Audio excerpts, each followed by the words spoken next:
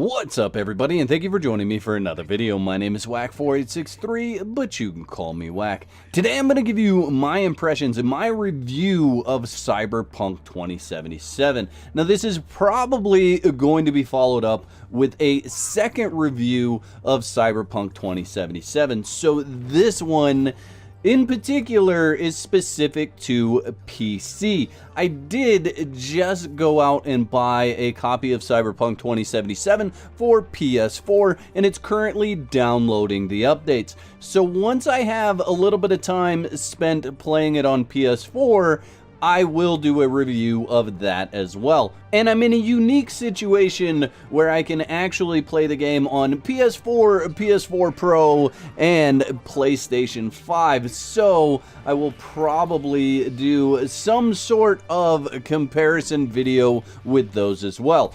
But this review is strictly for PC, and I want to preface this by saying this is my experience. There are a lot of different experiences out there, but this one is mine. So probably the first thing that I want to let you know about with Cyberpunk 2077 is it is an over-the-top game. So whether it is gore, blood, violence, nudity, or explicit language, you can expect to see a lot of that across the board throughout Cyberpunk 2077. So it's definitely a game tailored to adults. Now it does have a nudity filter built into the settings of the game, so if you are not comfortable with seeing the nudity or you want to turn it off for streaming, you can do that. However, we found in the live stream that I was doing yesterday that even with that setting turned on where it is filtering out the nudity, you can still find nudity in game, as we came across a cadaver that did not have any clothes on, and the cadaver did have its breasts on display.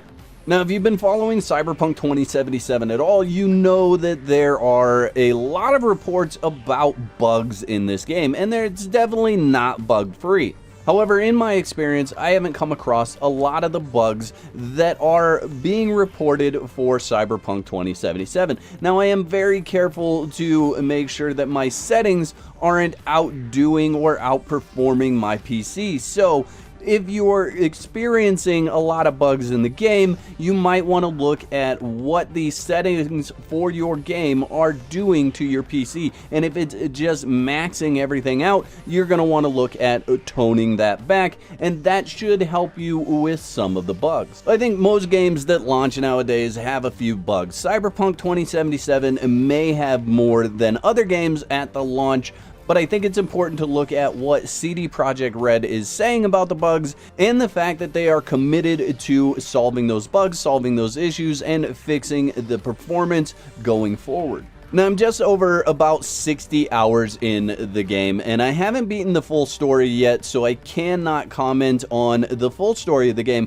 What I can comment on is the fact that even though I have not even gotten through the whole story, I'm having a lot of fun even just with the side missions. The Night City life is very, very immersive, and I'm enjoying it even though I'm not playing through the main story missions. A lot of the side missions are really well crafted. Many of the side missions are tailored to feel like a full-on story, so I definitely recommend playing through the side missions. Not only are you going to capture more of the story behind Night City in general and Cyberpunk in general, but you're also going to get a lot of really good loot and level your character up in the process. Additionally, and this is what I look for in games when I'm reviewing them and when I'm giving information to you guys or recommendations to you guys about purchasing the game.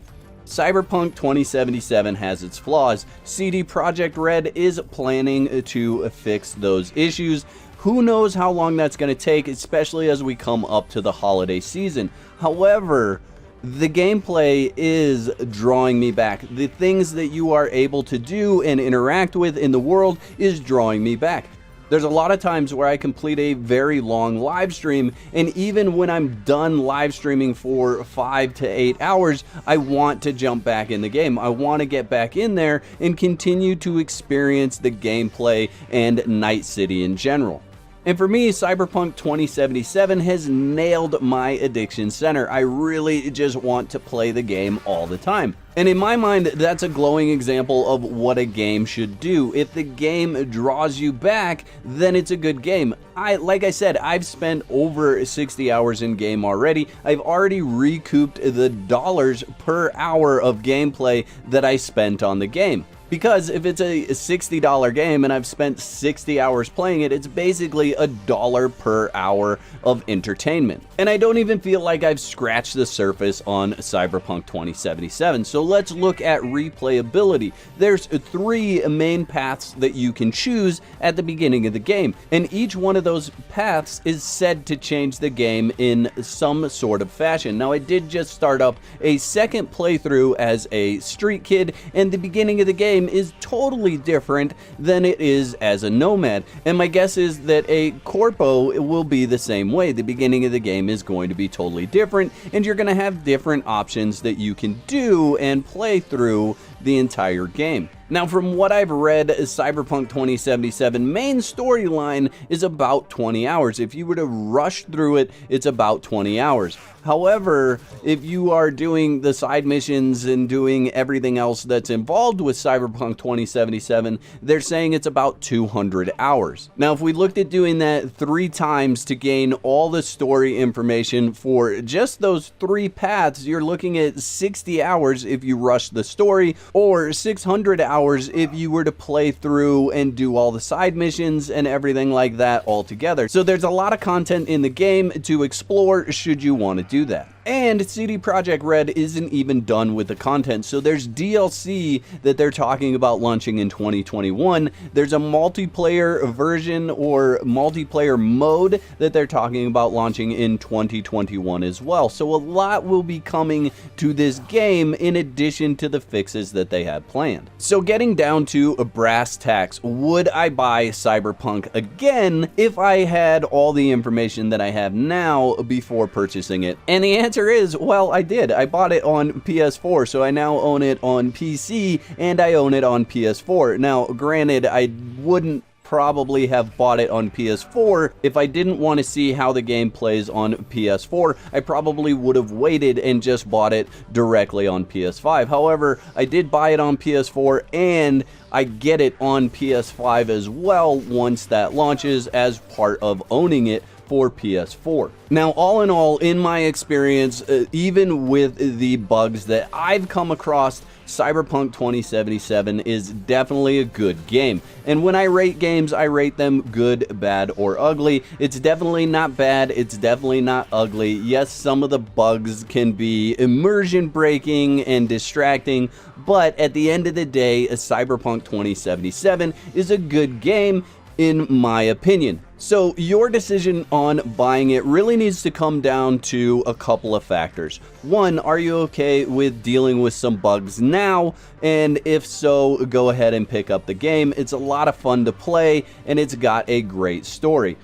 2, do you want to hold out and wait for the bugs to be fixed? And in my mind, either one of these are acceptable and good strategies to take with Cyberpunk 2077. If you've got other things to play and you don't need a new game right now, go ahead and wait and watch the bugs get fixed and pick it up at a point where you feel like the gameplay has stabilized and the bugs have been fixed. In closing, I'll give you a couple of gripes that I have with the main mechanics of the game. One is going to be the AI and the police, for the most part, just kind of spawn right on top of you, and it doesn't feel realistic. And then number 2 is the direction system for when you're driving. I don't like the fact that it is only on the minimap and that the minimap is so small that I feel like I have to be driving Miss Daisy in order to not miss a turn, have to make a U-turn, come back around, and then get back on the path. I really feel like there could be some directions on the main screen, whether they're putting that path directly on the street like I've seen in other games, or whether they're at least giving you some indicator of a turn coming up, letting you know that, hey, you've got a turn coming up before you blow past it, because the mini-map moves so fast that you can't see where your turn is. Now, hopefully this video has helped you kind of decide whether you want to pick up a Cyberpunk 2077, and if it has, I've done my job with this video. And that's all I have for this video, but the fun doesn't have to stop here. You can pick one of the other videos coming up on the screen to watch next. I hope you've enjoyed this video as much as I've enjoyed making it. I'll catch you next time. Peace. The Whack moments in this video were sponsored by my legendary supporters. Thank you very much. If you'd like to sponsor a future Whack moment, you can click the button below that says join. That'll give you all the details. I'd like to thank all my subscribers for their continued support, likes, comments, and general awesomeness. If you're not subscribed, you can start your free trial today and cancel at any time. And if you're not finished watching, there's 2 videos to pick from.